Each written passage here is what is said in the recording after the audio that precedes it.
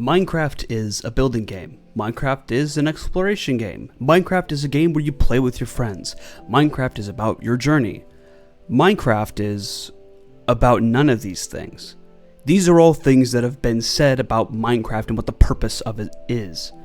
Truth be told, Minecraft focuses on many things, but to say that the point of Minecraft lies in any of these things is incorrect in my opinion. Minecraft is a game about creating your own experiences. That experience may be something as simple as a new survival world with friends or a heavily modded adventure. If you're crazy, it could be about making entire computers in Minecraft. No matter what you do, there's no wrong way to play Minecraft. There's also no singular right way to play Minecraft, no perfect way to play the game. There are only personal ways of playing this game. If you want to make a million diamond hoes because you love farming, some might call that wasteful, but to you, it's fine, that's your purpose. You may find that the exploration of the game is lacking and you make a mod to change that. Some may think you're wrong, but you're doing exactly what Minecraft has enabled you to do. Hell, you might even make an hour-long video about the progression that you end up writing off after it reaches almost 1 million views. That's your prerogative. Alright, sorry, I'll move on. Now, this is not me saying that unjustified critiques of Minecraft are all actually justified because the game can be played however anybody wants and that what anybody says is actually justified because it's all subjective, blah blah blah. Trust me, there are bad critiques of Minecraft out there. I would know, I've made one, see the above mentioned video. But I think it's important to point out that almost every critique of this game fundamentally misses the point of the game in some aspect or another. Minecraft is not a game about building, it's not a game about PvP, it's not a game about exploring or progression. It's a game about doing whatever you want in your own way. In other words, creating your own experiences. That is what makes Minecraft so fulfilling. The ability to create with very few roadblocks is what made the game successful. Countless adventure maps, mods, plugins, and data packs have all been made because people have found creative freedom through the vehicle that is Minecraft.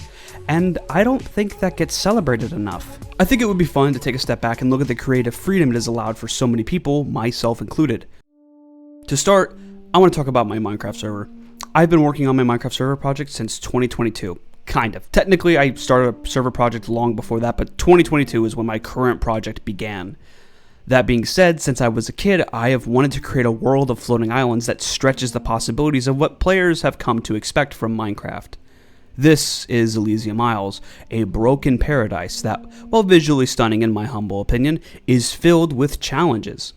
I can safely say that Elysium has been just that, a world that stretches the possibilities of what could be expected from vanilla Minecraft. With the help of my friends, we've been able to build a world with unique mechanics that you will not find in other normal survival servers. I've gone in depth about these mechanics before, so I'll spare you some of the details, but I consider this world to be something that transcends normal vanilla Minecraft. I have an actual anthology book that I write down and sketch my ideas into. Elysium isn't just a Minecraft server, it's an entire world that I've whipped up in my head, complete with factions, stories, characters, and depth that I think is a little bit impressive for what essentially started as a Minecraft server. Someday, I hope to take this world beyond Minecraft. I want to make my own game in this universe and share it with everyone. But for now, I'm getting a little bit ahead of myself, but let's take this a step back. This is my current survival world in 1.21.4. Yes, I'm a little bit behind in updates, but I'm just waiting for the next one to come out before I can update, okay? Just leave me alone. I decided I wanted to make a world just because. I have a hardcore world that I've kind of abandoned, so this would become my fun project since my 2-week phase of the Elder Scrolls Blades has died.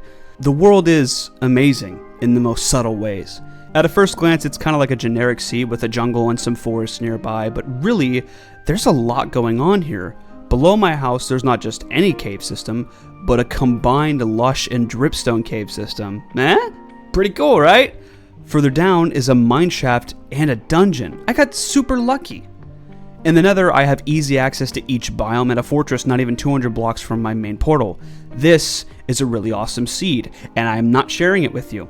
Instead of focusing on getting the best gear as fast as possible or finding a village to get the best and easy materials, I decided to just make a house. I had a vision in my head for what I wanted to make, and then I executed that goal. It's honestly one of my favorite houses that I've made in survival. It's a simple design, but man, I'm a sucker for a good pagoda roof. It's copper, so it will change with the world. It also gives me a sense of time that I otherwise may not get. Right now, the roof is mostly orange and very bright, but slowly it's losing that shine. I love this. I've got some animals in the back, I've got a little garden area that I'm making, and the house itself features an atrium where I plan on putting like a nice torch flower or a pitcher plant once I find a sniffer. This is my little world, and I'm planning on it being my forever world. If you don't know what a forever world is, it's a Minecraft world that gets played for, well, ever. Never delete the world. Always make a note to play it at some point and find something to do in the world if it's something that you actually want to do. I've always wanted to dive into a forever world, but I've never really gotten deep. Maybe I've dipped a toe, so to speak. Hopefully, this world changes that, and so far, I'm excited to be in this world, and that's the kind of magic I want to talk about in this video, the magic of creative freedom and how Minecraft promotes that freedom in ways that you may not realize. So, let's go somewhere weird. The bonus chest. The bonus chest has been in Minecraft since release 1.2, which was actually around the time that I started playing the game, funny enough. It provides players with some basic starting gear to give them a head start in their little journey. In Java Edition, this consists mostly of wood and wooden tools, with a rare chance of getting stone tools. In Bedrock, there's plenty of more items, and I'm kind of jealous on what they get, to be honest with you. The creative freedom of the bonus chest is subtle. In the past, I've joked that it's, a cheat, but in reality, I think it's a really wonderful way to get your world started. For example, I often find that it gives me access to wood that I may not have near my spawn, and I make it a mission to incorporate said wood into my build. Unless it's acacia wood, I do have standards, of course. For example, in my current survival world, I got some birch logs in my bonus chest. Normally, I ignore birch, or I just use it for sticks because I don't really care for building with it, but this extra wood gave me an idea for a checkered style floor with oak and birch planks, and this turned out to be a pretty wonderful design for my little house. With the bonus chest, I began to think differently about building. It's also saved me the headache of having to do the old punch a tree to make a wooden pickaxe bit that I honestly loathe when I'm starting a new world. It gave me a wooden pickaxe and axe at the start. I always try to use these first tools up to their breaking point. This tiny feature only really saved me like 5 minutes at most, but it's a feature that most people don't really care about, and I think it's benefited me so much. And no, Emily, the bonus chest is not cheating. It's a feature. It's been in the game since 2012. I don't see how you could say it's cheating when it's literally... I understand this example might be a tiny, meaningless gesture to some of you and probably not the strongest foot to start on, but it matters a lot to me. I often find that starting a hardcore world is incredibly boring because I don't have access to a bonus chest. This chest has just become such an essential feature of any given survival world that I create, and it got me thinking. You know how like every other SMP out there does that thing where they give players like starter kits, where you log on, you do like /kit starter, and bam, you get some like stone tools or some shit, sometimes iron if you're unlucky. Yeah, unlucky, because I think it's too much of a head start if you ask me. That's a very old system, and it works well enough, but I think we could take it a step further. What if players could create their own starter kits when joining a server, essentially a randomized bonus chest that changes what items are given to them based on player input? This is something that I've wanted to do for years. This was the birth of Elysium Isles' more or less astrology feature.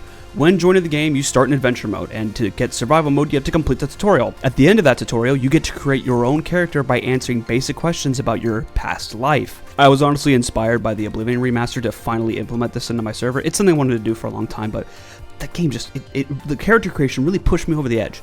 Based on which sign a player chooses, they get a different set of items, such as a different music disc, a different colored bed, different type of wood, and even where they start in the world. That's right, depending on your choices, you will start your adventure in a different part of the world. That's pretty neat. I say this not to advertise my server, it's not open yet, please do not ask about it in the comments. Though I am very proud of the work that we have done, but to show you how a very simple thing in almost every other Minecraft SMP has inspired me to do something that I otherwise would maybe not do. And I think that Minecraft does this all throughout the game. This can be even seen in the structures of the game. Minecraft villages are not super complex builds, but they do offer a key feature useful to anyone trying to learn. They are themed based on the biome they reside in. Villages used to have two themes, it was desert and plains, and today there are many more themes than that correspond to the village's respective biomes. This can be a launching pad for someone to look to a way to build in a given biome. I can't tell you how many players I have seen make a shitty little cobblestone hut regardless of what biome they live in. Villages offer a nice template for building in a given biome. If you're ever stuck on what blocks to use in the savannah, try heading to a nearby village for inspiration. Take notes and adapt what you see to use it in your own style. Villages, or rather villagers, have a fun quirk to them. Only 2 villager themes do not match a type of village. There are no swamp or jungle villages, yet there are outfits for swamp and jungle villagers. I think this is the game sort of encouraging players to create villages in these biomes. I have seen many over the years claim that Mojang should just add swamp and jungle villages, when in reality, you don't need them to. Someone out there has probably already made a data pack doing all of these things for you, or better yet, you could just build one and populate it yourself. It's fun to build houses on stilts and make little tree houses in the jungle. Perhaps bamboo could be a heavily utilized feature in a jungle village. Maybe the villagers keep pandas as pets or ocelots instead of normal cats. Even massive add-ons on the official Minecraft marketplace like Realism Craft have added jungle villages to the game. If you live in a jungle and happen to get your hands on a zombie villager, why not give it a shot and make a little community? But let's go bigger. One of the most impressive structures in recent years has been the Ancient City. Can you believe this thing was added way back in 2022? It feels like it really just has not been that long. The Ancient City has one defining feature that I feel relates to this video: the secret redstone showcase hidden under the massive city center. In case you didn't know, beneath the massive thing that everyone calls a portal, including the devs did at one point, there is a building filled with examples of various ways to use redstone. This is one of the very rare times Mojang has actually shown players how to use redstone. The most we get in other structures is like the tiny puzzle in the jungle temple and well, I guess that's pretty much it, honestly. This, I imagine, was the launchpad for someone out there becoming a redstone fanatic. It may not be the most comprehensive tutorial out there, but it is one that provided in-game and can be used as a basis for something bigger. Redstone in its entirety is a gateway to playing the game your way. Sure, you can do basic things like automate your world in various ways, but Redstone allows for so much more. We can make automatic doors, we can make item sorting systems, minigames, calculators, and the entirety of Pokemon Red. Wait, really? Someone actually did that. That's crazy! This was in 2017? Jesus Christ, it's 8 years ago. Fuck! I could make a video dedicated to the creative freedoms of Redstone and command blocks, but I can be completely honest with you, I don't know shit about Redstone, and command blocks are a really deep feature. On a more fundamental level, if we look at what Minecraft has been doing for the past several updates, at least since 1.20, the game has been opening up greatly on the back end. I've talked before about the changes from the old MBT system to the new component system that occurred in 1.20.5. This change has allowed the game to just explode with data pack content. Anybody who works with data packs, creating their own items and content, will tell you that 1.20's mid-cycle updates blew the door wide open on what's possible. For my little server, it has meant a lot. With the help of a plugin for custom crafting, we've been able to make completely custom foods, resources, blocks, and so much more to help the experience on my little unique server feel even more unique. In Release 1.20, we could use the MBT system to adjust damage values of weapons and maybe how fast they swing. But with 1.20.5 and beyond, we're not able to do all of that stuff, but we can also change their durability. We can change their actual item name, whether or not they can be stackable, whether or not you can eat them, which is bizarre, whether or not they burn in lava. We can give the weapon a longer or shorter reach and just so much more. And that's just the changes that we can make to a sword. We can make entirely custom meals with special effects if we want to, all without players needing to download any mods or anything to play the server. It's an excellent feature, and it's honestly one of the things I love most about these latest updates. These features have only been expanded since the release of 1.21. And even with 1.20 and 1.6 coming out soon, it looks like they're adding a way for us to make our own custom UIs in the game. That is crazy. I don't have to give everyone like a tutorial book. I could just build it into the pause menu. That's insane. Speaking of 1.21, trial spawners and vaults are some of the coolest, most interesting blocks we have seen in the game, maybe ever. We can use them to not only make custom little dungeons, but custom loot as well. It's not just changing what mob is in the spawner, we can edit which mob spawns first, if a variety of mobs can spawn, what gear they're wearing, how many of them spawn depending on how many players are around, how difficult it is if an ominous bottle has been consumed, and so much more. This exponentially increases the possibilities for custom dungeons and structures. Every structure in Minecraft could add vaults to make multiplayer SMPs more fair. This can all be done by the community via data packs. Through this system, the world I'm creating has been greatly expanded. I know I've spent a lot of time in this video focusing on some of Minecraft's more obscure features, but really, I can't help but come back to the server project. I mean, it's an entire world that I've been working on for almost 3 years. And it's been open for a few months and gone through a couple betas now, and I think the crew and I are getting ready to reopen it once more. I'm not giving you a release date yet. Elysium is what I work on almost every time I boot up the game. Contrary to what you may think with how many videos of mine have been focused on survival mode, I am a creative player at heart. I'm a storyteller. I'm a world builder. It's what I do. Elysium is my way of expressing to this community what I'm all about. This world, while it may just be some blocks to you, and it has a much deeper meaning to me.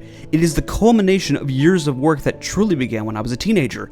I created my first adventure map called The Quest of Morrowstall, a map heavily inspired by Skyrim, with the follow-up Desteria, a map inspired by the first Zelda game.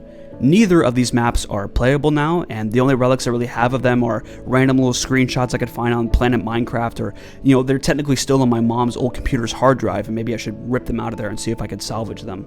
But this is where Elysium was born. Early on, I was drawing maps and I had concepts of continents in my head, which then turned into cultures, ideas, and stories, all based on things from my past. The world itself I called Terra as a reference to the Dark Cloud series, a series I love to this day and I've loved since I was a kid. Hell, I remade the Chronicle sword and put it in my server, and then my artist Mads did a much better job than I could, so I used her design instead.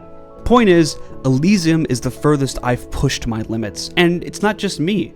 There are pieces of so many people put into this world, some people that I've only met through my YouTube channel, and some that I've known for over half a decade. Artists, developers, and friends alike have all helped in this project, and I'm incredibly grateful. Something I've struggled with is watching people destroy what I see as a beautiful art piece. To be clear, all of these islands are made using World Edit. It's not generated. This is all stuff that we built. It's very hard to watch people ravage a handmade landscape for every resource they can get their hands on, especially when I know that the world can look like if it's treated with respect and love. And what I love to see the most are people who take this world and work within its confines. They don't try to break out and do things their way. They look at the world and they understand that they are a part of it, not above it or something better than it. They don't make ugly bridges or build off to the side of an island to make their base fit. They just make their base fit within the island itself. They respect the land they stand on as, well, there's not a lot of land out there. Sure, I'm adding more islands all the time, but it's not like a standard Minecraft world where resources are so readily available. This is a broken, fractured world, one that is quite literally falling apart. There is a story to this world with actual characters and myths, and it's one of the most complex things I've ever made. And I tell you this because as an artist, it can sometimes be difficult to see things get torn up or things mistreated, but at the same time, maybe it's important that we learn to let go a little bit. Point is that this is a way for me to pour my heart into something that feels meaningful. Elysium's overarching theme is, well, I'm not exactly sure what the theme is, but I think it has something to do with life and the time that we have. Someday, this server project will end. Whether it be through an intense literary climax or technical difficulties, it will end. My goal is to create wonderful memories for myself and maybe inspire someone along the way. So, this is my love letter to Minecraft. This is my thanks to the game that has allowed me to create something truly unique and beautiful. This isn't something that I care if people critique. It's not something I want to see judged for its quality. It just is. It's just what I've always wanted to create, something of my own with people I love.